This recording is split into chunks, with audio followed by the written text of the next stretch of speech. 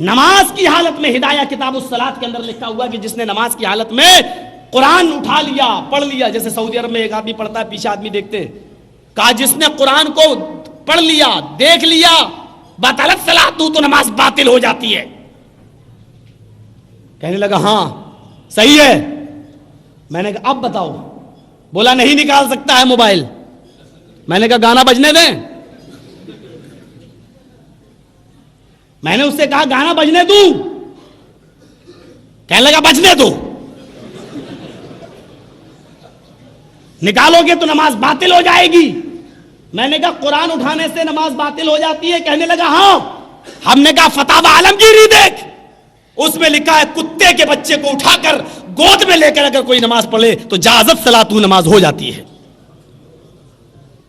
میں نے کہا اب بتا کیا فتویٰ دیتا ہے؟ کتے کے پلے کو اٹھا کر نماز پڑھی جائے تو ہو جائے گی، ہم موبائل نکال کر بند کر کے جیب میں رکھ دے تو نماز باطل ہو جائے گی۔ میں نے کہا فقہ حنفیہ سے جواب دو، فون آنا بند ہو گیا۔ کون سا ایسا مسئلہ ہے؟ اللہ کے نبی اپنی نواسی امامہ کو جب نماز پڑھتے تھے تو زمین سے اٹھا لیتے تھے، گود میں لے لیتے تھے، رکوع کرتے تھے اس کو رکھ دیتے تھے، بٹھا دیتے تھے، پھر کھڑے ہوتے تھے تو گود میں لے لیا کرتے تھے۔ اللہ کے نبی امامہ کو اٹھا رہے ہیں، گود میں لے رہے ہیں، بٹھا رہے ہیں۔ اللہ کے نبی کی نماز میں فرق نہیں پڑتا ہے۔ اہل حدیث کی دلیل یہی حدیث ہے کہ جب بچی کو گود میں اٹھایا جا سکتا ہے، رکھا جا سکتا ہے، تو نماز کی حالت میں اگر موبائل بجنے لگے تو اس کو اٹھا کر نکال کر بند کر کے پھر جیب میں رکھا جا سکتا ہے۔ ہمارے پاس حدیث ہے، قیامت کی صبح تک کوئی بھی سوال پیش کرو، اہل حدیث انشاءاللہ اس کا جواب صرف رب کے قرآن سے دے گا، جناب محمد رسول اللہ کے فرمان سے دے گا، کیونکہ اہل حدیث کا عقیدہ یہ ہے کہ الیوم اکملت لکم دینکم واتممت علیکم نعمتی، اے نبی آج میں نے دین کو مکمل کر دیا ہے تمہارے لیے۔ اللہ تعالیٰ نے نبی اکرم کے زمانے میں نبی اکرم کے اوپر ہی دین کو مکمل کر دیا تھا، جب دین مکمل ہو چکا ہے تو اس میں کوئی چیز باقی نہیں رہی ہے۔ ابو حنیفہ، امام شافعی، امام مالک، احمد ابن حنبل، اعلی حضرت غوث پاک احمد رضا، یہ سارے کے سارے لوگوں کا پتہ بھی نہیں تھا، یہ لوگ پیدا نہیں بھی ہوتے تب بھی دین میں کوئی کمی نہیں تھی، اور یہ بعد میں آ گئے تب بھی دین میں کوئی اضافہ نہیں ہو گیا۔ دین وہی مانا جائے گا جو جناب محمد رسول اللہ نے دیا۔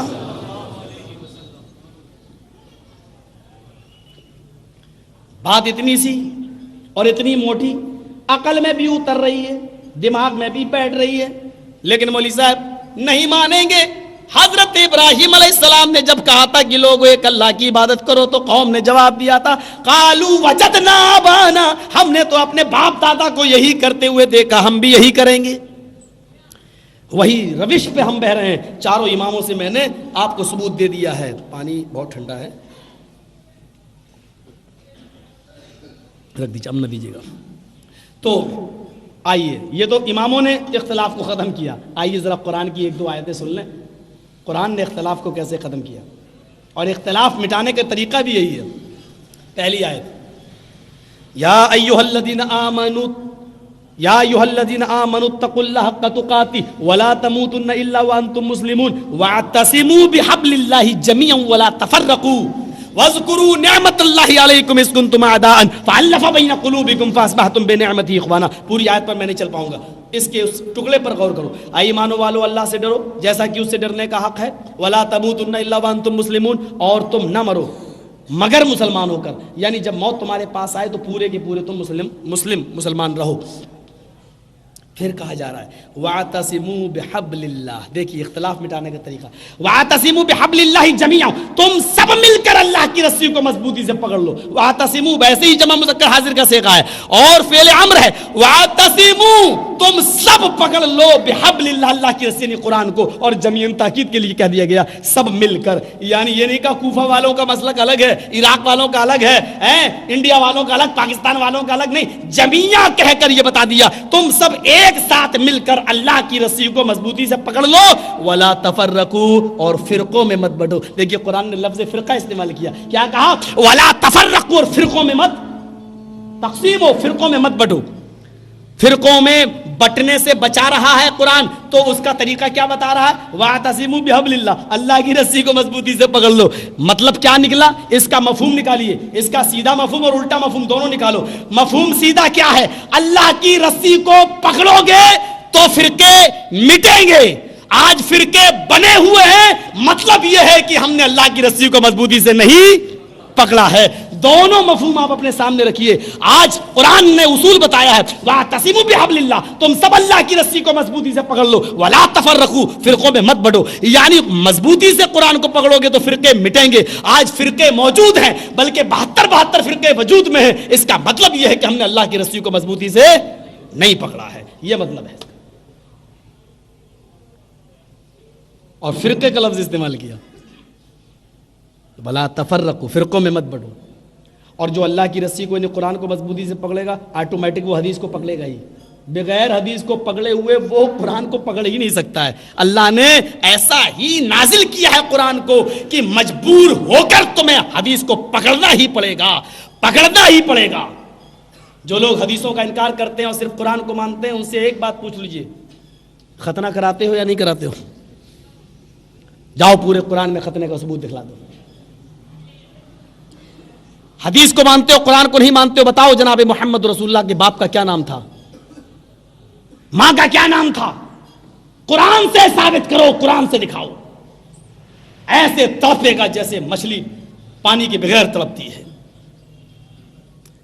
سنیے میرے بھائیوں، جو قرآن کو پکڑے گا مضبوطی سے، اس کے لیے چارہ نہیں ہے، مجبور ہے، وہ پکڑے گا ہی حدیث کو، کیونکہ بغیر حدیث پر عمل کیے ہوئے قرآن پر عمل کر ہی نہیں سکتا۔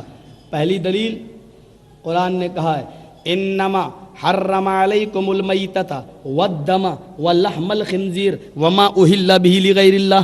اللہ فرماتا ہے کہ سارے مردے حرام، انما حرم علیکم المیتۃ، مردے حرام، والدم، خون بھی حرام۔ جب سارے مردے حرام ہیں، قرآن کہہ رہا ہے، تو ہمیں کوئی بھی مری ہوئی چیز نہیں کھانی چاہیے۔ لیکن اللہ کے نبی صلی اللہ علیہ وسلم کی حدیث ہمیں بتاتی ہے کہ 2 مردے حلال ہیں، اور آپ نے ان کا نام بھی لیا۔ آپ نے فرمایا ایک مچھلی اور ایک ٹڈی۔ ٹڈی میں نے بھی نہیں دیکھی، اس لیے پوچھنا نہیں ٹڈی ہوتی کیا ہے، بس میں نے پڑھا ہے۔ ایک مچھلی اور ایک ٹڈی، السمک والجراد، ایک مچھلی اور ایک ٹڈی۔ کبھی کبھی سنتے ہیں ٹڈیوں کا دل نکلتا اور کھیتوں میں آ جاتا تو پوری کھیتی، پورا کھیت برباد کر دیتی ہیں وہ لوگ۔ تو ایک ٹڈی اور ایک، لیکن قرآن کی آیت کو کس نے بتایا؟ جناب محمد رسول اللہ صلی اللہ علیہ وسلم۔ فرمایا والدم، اور خون بھی تمہارے اوپر حرام ہے۔ اللہ کے نبی، قرآن کہتا ہے سارے خون حرام ہیں، لیکن حدیث، اللہ کے نبی کا قول، آپ کا فعل، آپ کا عمل بتلاتا ہے کہ 2 خون حلال ہیں۔ آپ نے فرمایا 2 خون کھا سکتے ہو آپ؟ فرمایا الکبد والطحال، ایک کلیجی اور دوسری تلی۔ کلیجی کیا خونی تو ہے، تلی کیا ہے؟ بہت سے ہمارے بھائی کہتے ہیں مکروہ ہے، ان کے ہاں جو چیز سمجھ میں نہ آئے کہہ دو مکروہ ہے۔ ایک انڈیا میں مفتی مل گیا، بولا بیڑی سگریٹ کو آپ نے حرام کہہ دیا، یہ بھی مکروہ ہے، دکھاؤ قرآن حدیث میں کہاں آیا؟ میں نے کہا بیڑی سگریٹ مکروہ ہے؟ بولا ہاں۔ ہم نے کہا حرام نہیں ہے؟ کہا نہیں۔ میں نے کہا اچھا فضول خرچی تو ہے؟ بولا ہاں۔ ہم نے کہا پیسہ جو جاتا ہے اس میں وہ فضول خرچی ہے کہ نہیں؟ کہا ہم نے کہا ہاں۔ وہ کہنے لگا ہاں فضول خرچی تو ہے، اچھی چیز نہیں ہے اس میں پیسہ جائے۔ میں نے کہا ان المبذرین کانوا اخوان الشیاطین، اللہ کہتا فضول خرچی کرنے والے شیطان کے بھائی ہیں۔ اب یہ بتاؤ شیطان کا بھائی بننا حلال ہے یا حرام یا مکروہ، کیا ہے؟ چپ ہو گیا، کوئی دلیل سے بات نہیں ان کے یہاں۔ تو قرآن کی آیت کو سمجھنے کے لیے حدیث کی ضرورت ہے۔ اللہ فرماتا قرآن میں السارق والسارقۃ فاقطعوا ایدیہما، چوری کرنے والے مرد اور چوری کرنے والی عورت دونوں کا ہاتھ کاٹ دو۔ اب کتنی چوری کرے گا؟ 1 روپیہ چرایا ہاتھ کاٹ دو گے؟ کون سا ہاتھ کاٹو گے، دایاں یا بایاں؟ کتنا کاٹو گے؟ 1 انگلی، 2 انگلی، پورا پنجہ، پورا گٹا، پوری کلائی؟ دوبارہ چوری کرے تو کیا کاٹو گے؟ چور کی عادت نہیں بدلی، تیسری بار چوری کی تو اب کیا کاٹو گے؟ چوتھی بار چوری کی تو پھر کیا کاٹو گے؟ کتنی چوری پر آپ اس کا ہاتھ کاٹیں گے. یہ ساری تشریح قرآن کی اس آیت کی آپ کو ملے گی محمد رسول اللہ کی حدیث میں. اس لیے اللہ جو فرما رہا ہے وَاعْتَصِمُوا بِحَبْلِ اللَّهِ، اللہ کی رسی کو مضبوطی سے پکڑ لو، اس کا مطلب یہ ہے کہ قرآن و حدیث دونوں کو مضبوطی سے پکڑ لو، کیونکہ قرآن کو پکڑو گے تو حدیث آٹومیٹک پکڑنا ہی پڑے گی آپ کو. اللہ نے فرمایا الزانیۃ والزانی فاجلدوا کل واحد منہما مئۃ جلدہ، زنا کرنے والی عورت اور زنا کرنے والے مرد دونوں کو 100 کوڑے مارو. قرآن نے تو عام لفظ استعمال کیا، جو بھی زنا کرتا ہوا پکڑا جائے، گواہ ہوں یا اقرار جرم کر لے تو اس کے 100 کوڑے مارو. لیکن اللہ کے نبی کی حدیث فرماتی ہے نہیں، یہ کنوارے مرد کے لیے ہے، کنواری عورت لڑکی کے لیے. شادی شدہ مرد اور شادی شدہ عورت اگر زنا کرتی ہے تو اس کو 100 کوڑے نہیں مارے جائیں گے، بلکہ اس کو رجم کیا جائے گا، سنسار کیا جائے گا. یہ تشریح ہمیں حدیث میں ملے گی. اس لیے قرآن کو سمجھنا ہے تو حدیث کا سہارا لینا ہی پڑے گا. قرآن و حدیث دونوں بس ایک وہی ہے، مطلوع ہے غیر مطلوع ہے، ایک کی تلاوت ہوتی ہے ایک کی تلاوت نہیں. ورنہ حدیث بھی میرے بھائیوں وہی اہمیت رکھتی ہے. بغیر حدیث کے آپ قرآن کو نہیں سمجھ سکتے. دونوں جڑواں بھائی سمجھو. تو قرآن کی ایک آیت سے پتہ چل گیا کہ تب فرقے کب مٹیں گے؟ جب ہم اللہ کی رسی کو مضبوطی سے پکڑیں گے. اور آج ہم اللہ کی فرقے میں بٹے ہوئے ہیں، اس کا مطلب یہ ہے کہ ہم نے اللہ کے رسول کی حدیث کو نہیں پکڑا. آیت نمبر 2 دوسری آیت پڑھوں گا، اس کے بعد ایک حدیث. آیت نمبر 2 یا ایھا الذین آمنو، اس پر ذرا غور کیجئے گا اور ایک ایک لفظ پر غور کیجئے گا. میں اس سے کچھ ایک پوائنٹ نکالوں گا. یا ایھا الذین آمنو اطیعوا اللہ واطیعوا الرسول واولی الامر منکم. دیکھیے لفظ اطیعوا کہاں آ رہا ہے؟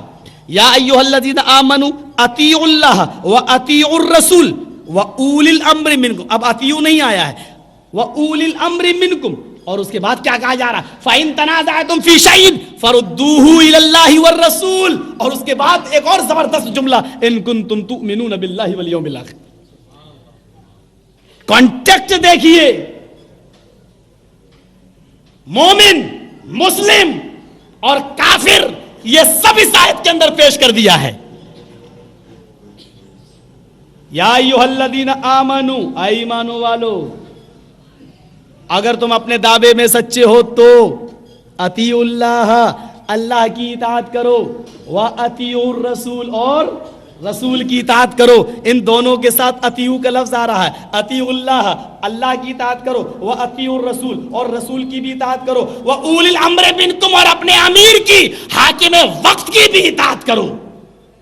لیکن حاکم وقت کی اطاعت کے ساتھ اطیعوا کا لفظ نہیں آیا ہے، صرف واو عاطفہ آیا ہے. وَأُولِي الْأَمْرِ مِنْكُمْ، یہ نہیں کہا وَأَطِيعُوا أُولِي الْأَمْرِ مِنْكُمْ، نہیں کہا وَأَطِيعُوا، نہیں کہا وَأُولِي الْأَمْرِ مِنْكُمْ. مطلب کیا ہے؟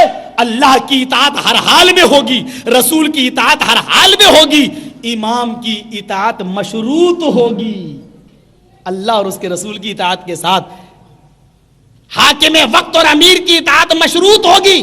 اگر حاکم وقت یا آپ کا امیر یا آپ کا عالم اگر کوئی بات کہہ رہا ہے تو اس کو دیکھا جائے گا رب کے قرآن میں اور محمد رسول اللہ کے فرمان میں، اللہ اور اس کے رسول کے حد کے اندر اس کو دیکھا جائے گا.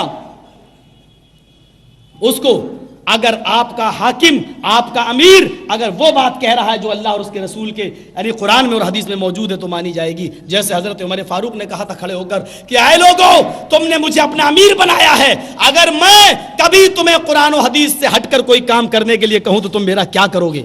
تو مجھے ہٹاؤ گے؟ لوگ خاموش ہیں. پھر کہا کہ تم میرا کیا کرو گے؟ خاموش ہیں. پھر کہا کہ اے لوگوں، اگر میں قرآن و حدیث سے ہٹ کر تمہیں کوئی کام کرنے کے لیے کہوں تو تم کیا کرو گے؟ ایک نوجوان کھڑا ہوا اور کہا اے عمر، ہمت ہے تو ذرا کہہ کر دکھا، ہمت ہے تو ذرا کروا کے دکھا.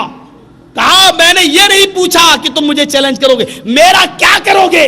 کہا عمر، تیری تلوار چھین کر تیری گردن اڑا دوں گا. حضرت عمر فاروق نے نظر آسمان کی طرف ڈالی اور فرمایا اللہ ایسے نوجوان پیدا فرما دے تاکہ میرے بعد بھی آنے والا کوئی امیر کتاب و سنت سے ہٹ کر کوئی کام کرنے کی جرت نہ کر سکے. اللہ اس نوجوان کی حفاظت فرما. یہ ہوتے تھے دل کے صاف. یہاں تو لوگ منہ پھیر لیتے ہیں، میرے امام کی بات نہیں مانی، منہ پھیر لیتے ہیں لوگ، بولنا چھوڑ دیتے ہیں لوگ، مسجدوں میں آنا تک کر دیتے ہیں. ایک مرتبہ ہمارے یہاں جھگڑا ہو گیا، زور سے آمین بولے. مسجد بنانے نہیں دیتے تھے ہم لوگوں کے علاقے میں, تو ہم نے کہا جاؤ زور سے آمین بولو, بول دیے لڑکے. ان لوگوں نے مقدمہ دائر کر دیا, کیس کیا, کٹگھرے میں ہم کو بھی جانا پڑا. جج نے کہا بھائی جب ان کی مسجد ہے آپ لوگ زور سے آمین بھی بولتے ہیں, کیا بات ہے, کیوں جاتے ہیں آپ ان کی مسجد میں؟ میں نے کہا یہ لوگ بلاتے ہیں ہم کو. جج کہتا ہے کیا بات کہہ رہے ہو؟ میں نے کہا میں کٹگھرے میں کھڑا ہوں, اللہ کی قسم کھا کے کہتا ہوں جج صاحب یہ لوگ بلاتے ہیں مجھے. آپ ان سے کہیے بلانا چھوڑ دیں, میں آنا چھوڑ دوں گا ان کی مسجدوں میں. ان کی مسجدوں میں کوئی سرخاب کے پر نہیں لگے. کہے آپ لوگ کیوں بلاتے ہیں ان کو؟ کہے جھوٹ بولتا ہے مولوی, ایسے بولا ہم نہیں بلاتے ان کو. کیوں, کب بلایا ہم نے؟ ہم نے کہا تم لاؤڈ اسپیکر سے اذان دیتے ہو؟ کہ ہاں وہ تو دیتا ہوں. میں نے کہا تم نے کہا کہ نہیں حیا علی الصلاۃ, آؤ نماز کے لیے. پوچھو جج صاحب اس سے پوچھو اس نے کہا یا نہیں کہا. جج نے پوچھا اس کا کیا ترجمہ ہوا, اس کا کیا میننگ ہوئی؟ بولا یہی ہوا کہ آؤ نماز کے لیے. کمینے جب تم خود بلاتے ہو تو ہو جاتا ہے. آج کے بعد کہنا کہ آؤ نماز کے لیے صرف حنفی ہو, صرف بریلوی ہو, تب وہ اہل حدیث نہیں آئیں گے. اور جب تک اگر تم ایسا کہو گے تو وہ آئیں گے. جاؤ جاؤ شوق سے جاؤ نماز پڑھو جاؤ. کمینے کہیں گے خود بلاتے ہو بعد میں کہتے ہو مقدمہ ایک دن میں فیصلہ ہو گیا, ایک دن میں فیصلہ. ایسی دوسری جگہ معاملہ پیش آیا بدایوں میں. 8 آدمی لمبی لمبی داڑھی بچارے باشرا آدمی, اور جا کے زور سے ہم بھی آمین. یہ لوگ گئے پولیس اسٹیشن, FIR کر دی. کچھ گنڈے آتے ہیں گنڈے, اور ہماری مسجد میں زور سے آمین چلاتے ہیں آمین. ایسوں نے کہا ارے جاؤ پکڑ کے لاؤ کون کمینے آتے. اب وہ ہم لوگوں کو پکڑ کے لے گئے. ہم ہی ایک چھوٹی داڑھی والے تھے, سب بڑی لمبی لمبی داڑھی والے تھے, بڑی بڑی, کیونکہ ان کے ساتھ وہ پرابلم نہیں ہے جو ہمارے ساتھ ہے وہاں. تو وہ ایسو کہتا اب ایک کمینے, میں نے گنڈوں کو پکڑنے کے لیے کہا تم اس کو کہاں سے لے کے آئے؟ یہ بیچارے نیک آدمی داڑھی والے شریک کا صاحب جو FIR میں جو نام ہے وہ یہی لوگ ہیں.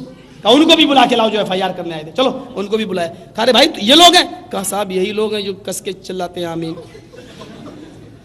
تو ایسو کہتا ہے بھائی کیوں تم کسی کو پریشان کرتے ہو, مسجد میں چلانا ضروری ہے. میں نے کہا پتہ نہیں بھائی ہم لوگ زور سے کہتے ہیں, ہمیں نہیں معلوم یہ لوگ کیوں چڑھتے ہیں, آپ ان سے پوچھیے. تو ایسو جانتا نہیں تھا کہ آمین ہوتا کیا, وہ ہندو تھا وہ.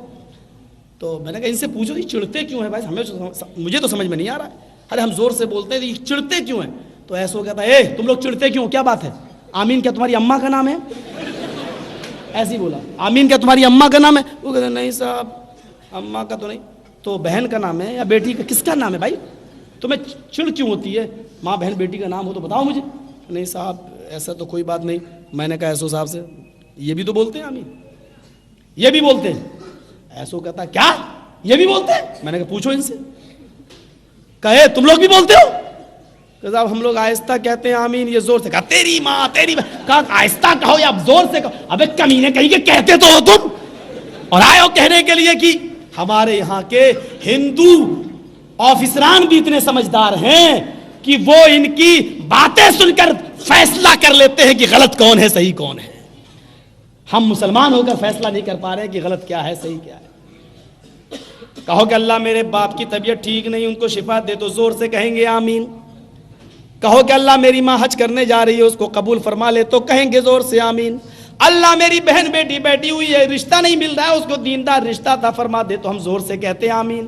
یہی بات مسجد کے اندر اگر امام زور سے کہہ دے کہ غیر المغضوب علیہم ولا الضالین, اللہ مجھے ان لوگوں کے راستے پہ نہ چلا جن کے اوپر تیرا غیظ و غصہ اور غضب نازل ہوا ہے, تو کہتے ہیں آمین. زور سے نہ بولو, تو کہتے ہیں آمین نہ بولو. مسجد میں شور ہوتا ہنگامہ, اردو میں کہا جائے تو ہنگامہ نہیں, عربی میں کہا جاتا ہے تو ہنگامہ ان کو نظر آتا ہے. میرے پیارے ساتھی ذرا غور تو کیجئے, سوچئے تو صحیح, بتائیے تو صحیح ان کو کس چیز سے دشمنی ہے. امام کے پیچھے ثنا پڑھ لیں گے سبحانک اللہم و بحمدک و تبارک اسمک, امام کے پیچھے اللہ اکبر کہہ لیں گے, امام کے پیچھے سبحان ربی العظیم پڑھ لیں گے, امام کے پیچھے ربنا لک الحمد پڑھ لیں گے, امام کے پیچھے سبحان ربی الاعلی پڑھ لیں گے, امام کے پیچھے تحیات پڑھ لیں گے, درود شریف پڑھ لیں گے, اللہم انی ظلمت نفسی پڑھ لیں گے, ساری چیزیں پڑھ لیں گے. ان سے پوچھو جب سب کچھ پڑھ لیتے ہو امام کے پیچھے, سورہ فاتحہ سے خاندانی دشمنی کیا چلی آ رہی ہے جو نہیں پڑھتے ہو؟ کون سی دشمنی ہے اور یہ کہہ دیتے ہو کہ امام کی قرات مقتدی کی قرات؟ ارے جب امام کی قرات مقتدی کی قرات ہو گئی ہے تو امام کی نماز مقتدی کی نماز کیوں نہیں ہوئی؟ تیرا امام پڑھ لیا کرے، تو آرام سے گھر میں سویا کر۔ ایک بار کسی مسجد میں گیا، نماز پڑھی، سلام پھیرا اور چلا آیا۔ وہ لوگ بیچارے حق لا الہ الا اللہ اور دعا کرنے لگے، امام بھی دعا کرنے لگا، مقتدی بھی دعا کرنے لگے۔ باہر مجھے لوگوں نے گھنٹیوں نے گھیر لیا، کہنے لگے کہ دعا مانگنے آیا، مانگ کے جایا کرو، بیچ میں مت اٹھا کرو۔ یہ کیا بات ہے؟ جب آتے ہو میری مسجد میں تو پوری دعا کر کے جایا کرو۔ میں نے کہا میرے بھائی، امام جو دعا مانگ رہا تھا اس میں میرا کوئی فائدہ نہیں تھا، تو میں کیوں مانگوں؟ بولے کیا مطلب؟ ہم نے کہا امام کہہ رہا تھا کہ میرے کاروبار میں برکت دے، تم کہہ رہے تھے آمین، فائدہ تو امام کا ہو رہا تھا، تمہارا کیا ہو رہا تھا؟ میں کیوں مانگوں؟ امام کہہ رہا تھا اللہ میں کنوارا ہوں، مجھے دیندار لڑکی عطا فرما، تم کہہ رہے تھے آمین، فائدہ تو اس کا ہو رہا تھا، تمہارا کیا ہو رہا تھا؟ وہ امام ایسا ہے جو صرف اپنی دعا کرتا ہے، ہمارے لیے دعا ہی نہیں کرتا۔ ہم کو اپنے رب کو پکارنا ہوگا، 2 رکعت نفل نماز پڑھیں گے، دعا مانگیں گے، گھنٹہ بھر مانگیں گے، 2 گھنٹے مانگیں گے، جتنا چاہیں گے روئیں گے۔ ایسی باتیں ہیں میرے پاس، میرے دل میں، جو میں تم کو نہیں بتانا چاہتا ہوں، کیونکہ مجھے کیا پریشانی ہے یہ میں اور میرا رب جانتا ہے۔ میں اپنے رب سے ان شکایتوں کو کرنا چاہتا ہوں، اس لیے میں تنہائی اپنے رب کو پکاروں گا، اپنے رب سے مانگوں گا۔ کہتا یار تمہاری بات سمجھ میں تو آ رہی ہے، یہ بات تو صحیح ہے کہ امام کا فائدہ ہوتا، اور 2 منٹ میں یہ کون سی دعا ہے؟ اس نے کہہ دیا لا الہ الا اللہ محمد رسول اللہ، اس کی بھی دعا پوری ہو گئی، مقتدیوں کی بھی پوری ہو گئی۔ ہائے رے دعاؤں کا جنازہ نکالنے والے، ہائے رے اس عبادت کا مذاق اڑانے والے، ہائے مسلمانوں ہم نے ہی اس عبادت کا مذاق اڑایا ہے یا نہیں؟ امام صاحب دعا مانگ رہے ہیں، ہاتھ بھی گھڑی دیکھ رہا ہے، داڑھی کھجا رہا ہے، 2 منٹ بھی اس کو بھاری پڑ رہی ہے، جلدی سے سلام لا الہ الا اللہ، اس کی بھی دعا پوری ہو گئی۔ پتہ نہیں امام کے سارے مقصد پورے، مقتدی کے بھی پورے، اور یہ بیچارہ سنت پڑھنے میں لگ گیا۔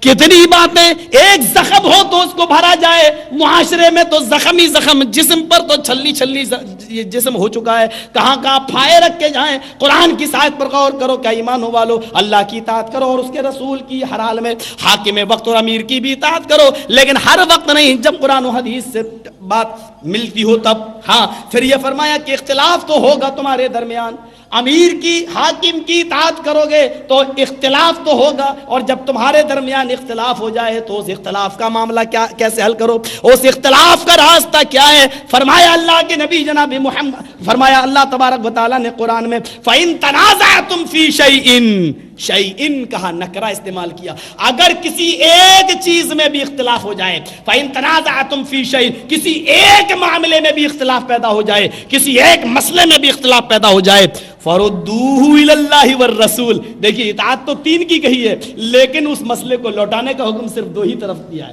کیا فرمایا کہ اطاعت کرو اللہ کی اور رسول کی، اور حاکم وقت کی، امیر کی بھی اطاعت کرو، لیکن جب اختلاف ہو جائے کسی معاملے میں، آمین میں، رفع الیدین میں، طلاق ثلاثہ ایک مجلس کی 3 مانی جائیں گی یا ایک، یا رفع الیدین رکوع کے بعد اور رکوع سے پہلے، ان تمام چیزوں میں اگر کسی بھی ایک چیز میں اختلاف ہو جائے تو تم اس کو کہاں لے جاؤ؟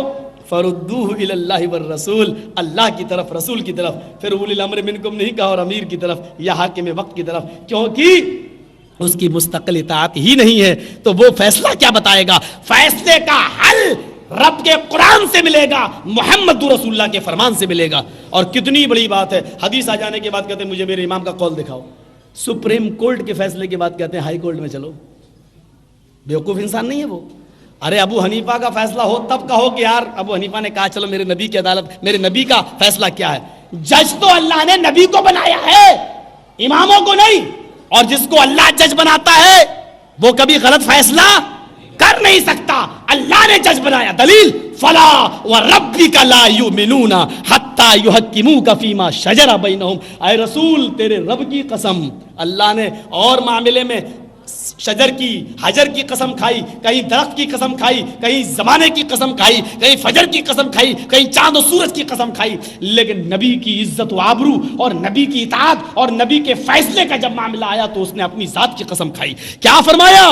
فلا وربک، اے رسول تیرے رب کی قسم، لا یؤمنون، یہ مومن نہیں ہو سکتے، کب تک؟ حتی یحکموک فیما شجر بینہم، جب تک کہ اپنے سارے اختلافات میں آپ کو حاکم نہ مان لیں، آپ کو جج نہ مان لیں، آپ کو فیصل نہ مان لیں، اور فیصل بھی ایسا کہ ثم لا یجدوا فی انفسہم حرجا مما قضیت، جب آپ کوئی فیصلہ کر دیں تو اس فیصلے کے بعد ان کے دل میں تنگی نہیں ہونی چاہیے، جس کے خلاف آپ کا مقدمہ آپ کا فیصلہ جائے اس کے دل میں تنگی نہیں ہونی چاہیے، وَيُسَلِّمُوا تسلیما، بلکہ وہ پوری طرح تسلیم کر لے۔ جج بنایا ہے، اور اللہ جس کو جج بناتا ہے اس سے غلطی نہیں ہوتی ہے، اور جو جج نہیں ہے ان سے غلطی ہو سکتی ہے فیصلہ کرنے میں۔ دنیا کی عدالت سے میں آج جو جج بنے ہوئے ہیں ان کو ہم نے اور آپ نے جج بنایا ہے، اس لیے غلط فیصلے کر سکتے ہیں، لیکن محمد رسول اللہ کو جج ہم نے اور آپ نے نہیں، جناب محمد رسول اللہ کو اللہ نے بنایا ہے، اس لیے وہ غلط فیصلہ نہیں کر سکتا۔ اچھا، ابو حنیفہ کو امام کس نے بنایا؟ اللہ نے کہا تھا کہ نبی کے بعد 4 امام اور بھیجوں گا، یا اللہ کے نبی نے کہا تھا کہ میرے انتقال کے بعد 4 امام اور آئیں گے؟ ابو حنیفہ کو امام کا درجہ کس نے دیا؟ بزرگ کس نے بنایا؟ امام شافعی کو کس نے بنایا؟ ہم نے اور آپ نے، لوگوں نے۔ اور انسان کو جب بزرگ بناتا ہے تو انسان بنانے میں بھی غلطی کر سکتا ہے، اور جس کو بنا رہا وہ بھی غلط ہو سکتا ہے، لیکن اللہ جس کو بزرگ بناتا ہے اس سے غلطی نہ تو اللہ سے ہو سکتی ہے اور نہ اس سے جس کو اللہ بنا رہا ہے۔ اور محمد کو رسول کس نے بنایا؟ اللہ نے، اس لیے کلمے میں یہ جملہ آتا ہے محمد الرسول اللہ، محمد اللہ کے رسول ہیں۔ 3 چیزیں بتائی گئی، نام محمد، عہدہ کیا ہے؟ آپ رسول ہیں، اور یہ عہدہ دیا کس نے؟ آپ اللہ کے رسول ہیں، یعنی اللہ نے رسول بنایا ہے، اور اللہ جب کسی کو بزرگ بناتا ہے، رسول بناتا ہے، تو بنانے والا بھی غلط نہیں اور جس کو بنا رہا وہ بھی غلط نہیں۔ یہ ہے عظمت رسول۔ ان تمام چیزوں کو ماننے کے باوجود بھی ہم کافر ہیں، ہم اتنا نبی کو مانتے ہیں تب بھی ہم گستاخ ہیں، اور یہ بیچارے رسول کی کچھ نہ مانے تو پکے رسول کے شیدائی ہیں۔ تعداد کی بنیاد پر آپ نہیں ہو جاؤ گے۔ ایک آدمی مجھ سے کہنے لگا، مولوی صاحب میں جنت میں پہلے جاؤں گا۔ انڈیا کے اندر ٹرین میں سفر کرو، بڑا مزہ آتا ہے، کبھی کبھی بحث میں پورا سفر طے ہو جاتا ہے۔ کہا ایک آدمی مجھے، مولوی صاحب میں پہلے جنت میں جاؤں گا۔ میں نے کہا کیوں، تیرے باپ کو ٹھیکے میں ملی تھی کیا؟ تیرے باپ کو ٹھیکے میں ملی ہے کیا؟ کہنے لگا نہیں مولوی صاحب ایسی بات نہیں ہے، ہم لوگ نمازیں زیادہ پڑھتے ہیں اس لیے پہلے جائیں گے۔ تم ظہر کی 10 پڑھتے ہو، ہم 12 پڑھتے ہیں، تم مغرب کی 5 پڑھتے ہو، ہم 7 پڑھتے ہیں، تم عشاء کی 7 پڑھتے ہو، ہم 17 پڑھتے ہیں، تم تراویح 8 پڑھتے ہو، ہم 20 پڑھتے ہیں، ہم زیادہ پڑھتے ہیں، ہم پہلے جائیں گے۔ ہم نے کہا ہم شارٹ کٹ سے جائیں گے، تم لمبا چکر لگا کے آنا۔ ہم نے کہا ہم شارٹ کٹ سے جائیں گے، یہ شارٹ کٹ ہمیں دکھائی دے رہی ہے، ہم کیوں اپنا پیٹرول پھونکیں، کیوں ڈیزل پھونکیں، کیوں جہاں ہمیں دکھائی دے رہا ہے ہم اس میں جائیں گے، ہم شارٹ کٹ سے جائیں گے۔ پھر میں نے کہا اچھا سن، تیرا بھی عقلی جواب تھا تو میرا بھی عقلی جواب سن۔ ہم نے کہا ظہر تجھ سے پہلے میں پڑھتا ہوں، عصر تجھ سے پہلے میں پڑھتا ہوں، فجر تجھ سے پہلے میں پڑھتا ہوں، مغرب تجھ سے پہلے 2-3 منٹ وہ بھی پہلے میں پڑھتا ہوں، ساری نمازیں تجھ سے پہلے میں پڑھتا ہوں، پہلے میں جنت میں جاؤں گا، اندر سے بند کر دوں گا، تجھے گھسنے ہی نہیں دوں گا۔ کہنے لگا ہٹ، کیا بات کرتے ہو، تمہارے باپ کی جنت ہے؟ میں نے کہا وہ تو میں کہہ چکا ہوں تجھ سے پہلے۔ ہم نے کہا سن، نہ جنت تیرے باپ کی ہے نہ میرے باپ کی ہے، جنت میں وہی جائے گا جو صرف رب کے قرآن پر عمل کرتا ہو، محمد رسول اللہ کے فرمان پر عمل کرتا ہو۔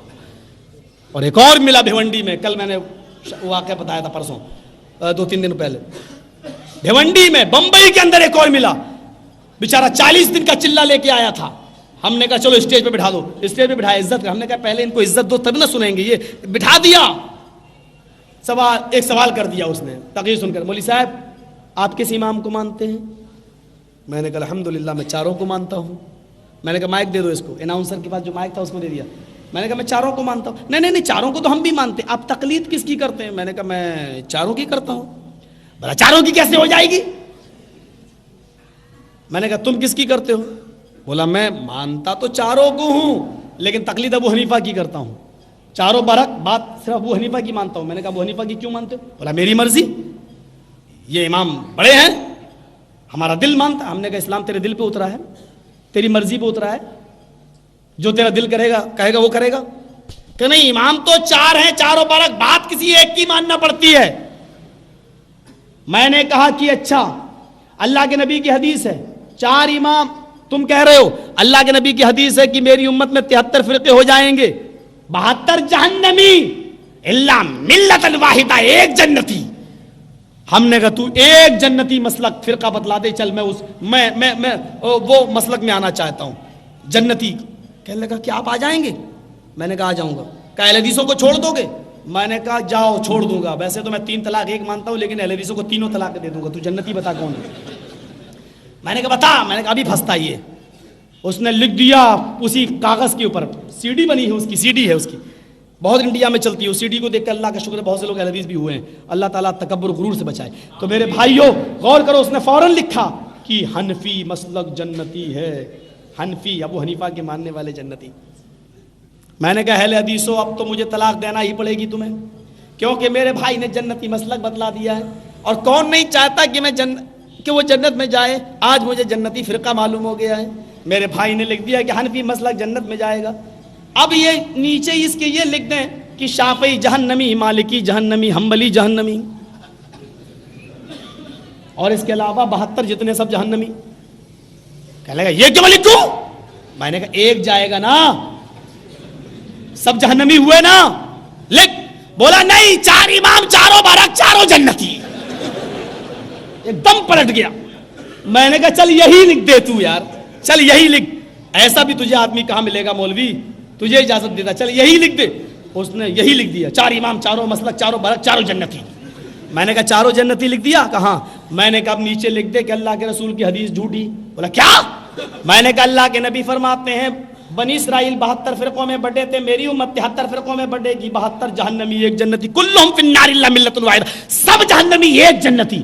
تو لکھ رہا ہے 4 جنتی, 4 برحق, چاروں امام, چاروں جنتی. تو لکھ رہا ہے 4 امام, 4 برحق, چاروں جنتی, اور تو اور اللہ کے رسول کی حدیث ہے ایک جنتی. اب لکھ دے نبی کی حدیث جھوٹی. کہتا میں 4 لکھتا ہوں تب بھی پھنس رہا ہوں, 1 لکھتا ہوں تب بھی پھنس رہا ہوں. تو اس نے ایک چال چلی, شوبدہ بازی. کہتا کہ تم ہی بتاؤ. میں نے کہا میں لکھ دوں گا, بتا بھی دوں گا, تم مانو گے؟ بھائی میں تو ماننے کے لیے تیار ہوں, تم بتاؤ تو صحیح, یا پھر میں بتاؤں تجھے ماننا پڑے گا. مجمع عام میں اس نے کہا میں مانوں گا, لیکن اہل حدیث لکھو گے تو نہیں مانوں گا. تعصب دیکھو اہل حدیثوں سے اس کا پہلا کتنا. بولا کہ میں مانوں گا لیکن اہل حدیث لکھو گے تو نہیں مانوں گا. میں نے کہا لا, پہلے میں لکھ دیتا ہوں اہل حدیث جہنمی. اب وہ میرا چہرہ دیکھتا ہے, یہ تو اپنے آپ کو سب سے پہلے جہنمی لکھ رہا ہے. میں نے کہا سن, اہل حدیث جہنمی, قادیانی جہنمی, چکلالوی جہنمی, پرویزی جہنمی, حنفی, شافعی, مالکی, بریلوی, حنبلی, شیعہ, سب کو میں نے جتنے نام تھے یاد وہ سب لکھ دیے, اور اس کے علاوہ جتنے فرقے سب جہنمی. بولا پھر جنت میں کون جائے گا؟ میں نے کہا صبر کر, بھی لکھتا ہوں. میں نے نیچے لکھا جو رب کے قرآن کو پکڑے ہوگا اور جناب محمد رسول اللہ کی حدیث پر عمل کرتا ہوگا بس یہ جنتی. کہتا قرآن اور حدیث تو تم ہی کہتے رہتے ہو, قرآن و حدیث, قرآن و حدیث. میں نے کہا تو اپنی زبان سے کہہ رہا, میں نہیں کہہ رہا ہوں. اندازہ لگا. بولا کہ اچھا ٹھیک ہے, موقع دو مجھے کچھ دن سمجھنے کا. اسٹیج کی بات تھی, بارونق 35,000 کا مجمع تھا تقریباً. میرے بھائیوں لوگوں نے کہا جانے دو, ہم نے بھی سوچا کہ جاؤ جانے دو, ہم کو کیا زبردستی, تو اسلام ہے. لیکن آج تک اس کا پھر کوئی جواب نہیں آیا. اب اللہ بہتر جانے کہ اس نے سوچا ہے کہ نہیں سوچا ہے. میرے بھائیوں میں آپ کو یہ حقیقت بتاتا ہوں, اور یہ سچ ہے کہ صرف کتاب و سنت ہی ہماری اساس ہے, ہماری بنیاد ہے. اللہ کے نبی نے یہی 2 چیزیں چھوڑی ہیں اور فرمایا کہ ترکت فیکم امرین لن تضلوا. گارنٹی کارڈ دے رہے ہیں اللہ کے رسول. لن تضلوا کیا ہے؟ ما تمسکتم بہما, یہ کیا ہے؟ گارنٹی کارڈ ہے. فرمایا ترکت فیکم امرین, 2 چیزیں میں چھوڑ کر جا رہا ہوں. کون کون سی ہے وہ 2 چیزیں؟ اور کیا کہا؟ لن تضلوا ما تمسکتم بہما, جب تک تم ان دونوں کو پکڑے رہو گے کائنات کی کوئی طاقت تمہیں گمراہ نہیں کر سکتی. یہ ہے گارنٹی کارڈ. یہاں سے بھی ایک الٹا, ایک سیدھا مفہوم نکالو, ایک الٹا مفہوم نکالو. لن تضلوا ما تمسکتم بہما, جب تک تم ان دونوں کو پکڑے رہو گے کائنات کی کوئی طاقت تمہیں گمراہ نہیں کر سکتی. آج ہم گمراہ ہیں اس لیے کہ ہم نے ان دونوں چیزوں کو مضبوطی سے نہیں پکڑا ہے. یہ ہے اس کا الٹا مفہوم. اور جس دن ہم ان دونوں چیزوں کو مضبوطی سے پکڑ لیں گے گمراہی مٹ جائے گی, اور جب ہم ان دونوں چیزوں کو چھوڑ دیں گے گمراہ, فرقے بازی سے بڑی اور گمراہی اور کیا ہوگی. اور اللہ کے رسول ایک بہت باریک اشارہ کر گئے, بتاؤں بہت پیارا نقطہ چھوڑ گئے اللہ کے رسول. ابن ماجہ کی روایت ہے, حضرت جابر اس حدیث کے راوی ہیں. ذرا غور کرنا اس نقطے پر. حضرت جابر کہتے ہیں, میں آخری بات بتا رہا ہوں ذرا صبر سے سنیے گا. وعن جابر رضی اللہ تعالی عنہ قال كنا عند النبي صلی اللہ علیہ وسلم فخط خطا وخط خطين عن يمينه وخط خطين عن شماله ثم وضع يده في الخط الاوسط فقال ثم تلا هذه الآية وأن هذا صراطي مستقيما فاتبعوه ولا تتبعوا السبل. رواہ ابن ماجہ, یہ حدیث ابن ماجہ کی ہے. حضرت جابر فرماتے ہیں کہ کننا عند النبی, ہم اللہ کے نبی کے پاس بیٹھے ہوئے تھے, ہم نبی اکرم کے پاس بیٹھے ہوئے تھے. فخط خطن, آپ نے ایک لائن سیدھی کھینچی. فخط خطن, آپ نے ایک لائن سیدھی کھینچی. وخط خطین عن یمینہ، اور اس کے دائیں طرف 2 لائنیں کھینچی اور اس کو سیدھی لائن سے ملا دیا. وخط خطین عن یمینہ، 2 لائنیں اس کی دائیں کھینچی. وخط خطین عن یساری، اور 2 لائنیں آپ نے اس کے بائیں کھینچی. اور پھر آپ نے اس آیت کی تلاوت فرمائی وَأَنَّ هَذَا صِرَاطِي مُسْتَقِيمًا، سیدھے ہاتھ سیدھی لائن پر آپ نے اپنے انگلی کو رکھا اور فرمایا وَأَنَّ هَذَا صِرَاطِي مُسْتَقِيمًا، یہ میرا سیدھا راستہ ہے. وَاتَّبَعْتُمُوهُ، تم اسی کی اتباع کرو. وَلَا تَتَّبِعُوا السُّبُلَ، اور تم دوسرے راستوں کی پیروی اور اتباع نہ کرو. یہی میرا سیدھا راستہ ہے، یہی قرآن و حدیث کا راستہ ہے. اس میں نقطہ یہ ہے آپ نے 4 ہی لائنیں کیوں کھینچی تھیں؟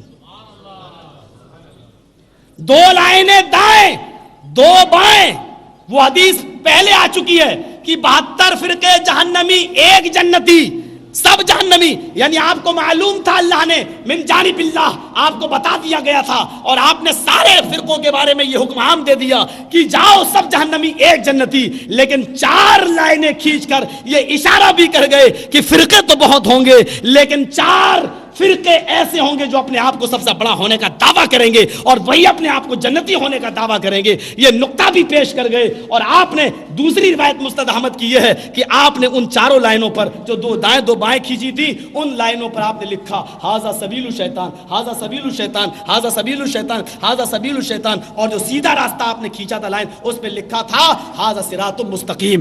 آپ نے لکھا یہ دائیں بائیں یہ شیطانی راستے ہیں، اور سیدھی جو لائن گئی ہے یہ صراط مستقیم ہے، یہ کتاب و سنت کی لائن ہے. تو میرے پیارے ساتھیوں، یہ 4 لائن کھینچ کر یہ اشارہ بھی کر گئے ہیں جناب محمد رسول اللہ صلی اللہ علیہ وسلم. میرے پاس اور دوسری حدیثیں اس وقت پیش کرنے کا موقع نہیں ہے، چونکہ آپ خود دیکھ رہے ہیں ایک دن میں 2 پروگرام. جو آدمی، میں بھی انسان ہوں، جنات نہیں ہوں میرے بھائیوں، اور کوئی پیر مریدی بھی نہیں مانتا ہوں کہ کسی بابا کا سایہ ہو میرے اوپر.